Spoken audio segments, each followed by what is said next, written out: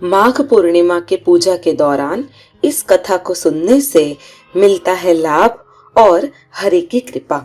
हर माह के अंत में आने वाली पूर्णिमा का हिंदू धर्म में विशेष महत्व है। कहते हैं कि पूर्णिमा तिथि देवताओं की तिथि होती है और माघ महीने में आने वाली पूर्णिमा को माघी पूर्णिमा कहा जाता है। धार्मिक मान्यता है कि इस पूरे माघ में देवी देवता मनुष्य रूप में धरती पर मौजूद होते हैं। माघ पूर्णिमा के दिन गंगा स्नान, दान, पुण्य आदि का विशेष महत्व है। ऐसा माना जाता है कि इस दिन श्री हरि भगवान विष्णु गंगा नदी में विद्यमान होते हैं। इसीलिए माघ पूर्णिमा के दिन गंगा स्नान को मोक्षदायी माना गया है। पूर्णिमा के व्रत को शास्त्रों में श्रेष्ठ व्रत माना गया है। इस दिन पूजन के दौरान व्रत कथा करने से भगवान श्री हरि की कृपा प्राप्त होती है। आइए आगे जानते हैं माघी पूर्णिमा की व्रत की कथा क्या है। पौराणिक कथा के अनुसार कांतिका नगर में धनेश्वर नाम का ब्राह्मण रहता था। भिक्षा मांग कर ही वे अपना निर्वाह किया करते थे। ब्राह्मण और उसकी पत्नी की कोई संतान नहीं थी। एक दिन नगर में भिक्षा मांगने के दौरान लोगों ने ब्राह्मण की पत्नी को बांझ कहकर ताने मारे, साथ ही उसे भिक्षा देने से भी इनकार कर दिया। इससे ब्राह्मण की पत्नी बहुत दुखी हुई। इस घटना के बाद उसे किसी ने 16 दिन तक मां काली की पूजा करने को कहा। ब्राह्मण दंपति ने 16 दिनों तक नियमों का पालन करते हुए पूजन किया।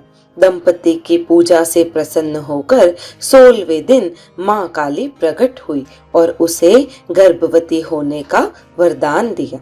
इसके साथ ही उन्होंने यह भी कहा कि पूर्णिमा के दिन एक दीपक जलाना और धीरे धीरे हर पूर्णिमा पर एक एक दीपक बढ़ा देना। ऐसा कम से कम 32 संख्या तक जलाएं और दोनों पति पत्नी मिलकर पूर्णिमा का व्रत रखें। मां काली के कहे अनुसार ब्राह्मण दंपति ने पूर्णिमा को दीपक जलाने शुरू कर दिए और व्रत रखे। ऐसा करने से ब्राह्मणी गर्भवती हो गई। कुछ समय बाद ब्राह्मणी ने एक पुत्र को जन्म दिया। इस पुत्र का नाम देवदास रखा, लेकिन देवदास अल्पायु था। देवदास के बड़े होने पर उसे मामा के साथ पढ़ने के लिए काशी भेज दिया गया। काशी में एक दुर्घटना घटी, जिस कारण धोखे से उसका विवाह हो गया। कुछ समय बाद काल उसके प्राण लेने आया, लेकिन उस दिन पूर्णिमा थी और ब्राह्मण दंपति ने उस दिन पुत्र के लिए व्रत रखा था। इसी कारण काल चाहकर भी उसका कुछ नहीं बिगाड़ सका। इससे उसके पुत्र को जीवन दान मिल गया। इस तरह पूर्णिमा के दिन व्रत करने से सभी संकटों से मुक्ति मिलती है और सभी की मनोकामनाएं पूरी होती है। आइए अब जानते हैं इस पूर्णिमा व्रत की विधि क्या है। माघ पूर्णिमा के दिन प्रातः किसी भी पवित्र नदी में स्नान करें। यदि न कर सके तो पानी में गंगा जल मिलाकर स्नान करें। स्नान करने के पश्चात तांबे के लोटे में जल में रोली डालकर सूर्य देव को अर्घ्य दे। इसके बाद श्री हरि विष्णु का ध्यान करके व्रत का संकल्प करे। इसके बाद दिन में यथाशक्ति दान दक्षिणा दे। शाम को विष्णु जी का पूजन करे और चंद्रमा को अर्घ्य दे।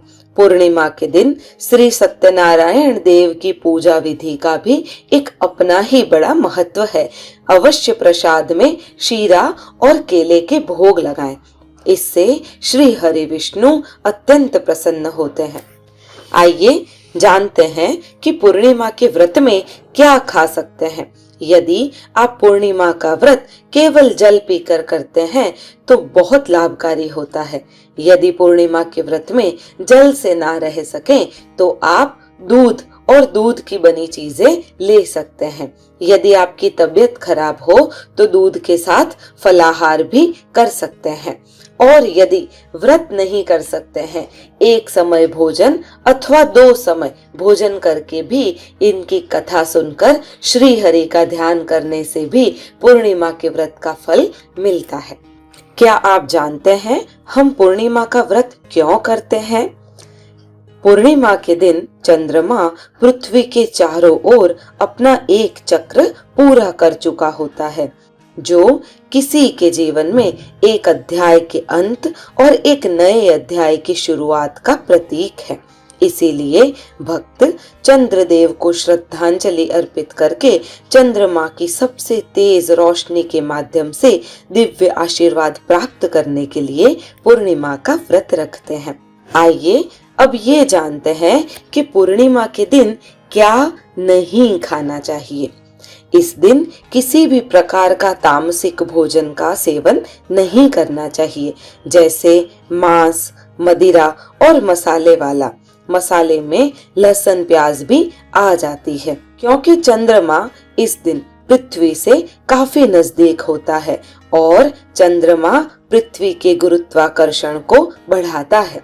साथ ही में चंद्रमा का प्रभाव पानी और हमारे मन पर बहुत तेज पड़ता है। इसीलिए इस दिन हमेशा कम भोजन लेना शरीर और मन के लिए बहुत अच्छा रहता है। तो मित्रों, यदि आपको मेरा ये वीडियो पसंद आया हो तो इसे लाइक कीजिए, मेरी चैनल को सब्सक्राइब नहीं किया हो तो कर दीजिए और हाँ, शेयर करने लायक लगे तो अवश्य कीजिएगा। ओम नमो भगवते वासुदेवाय। धन्यवाद।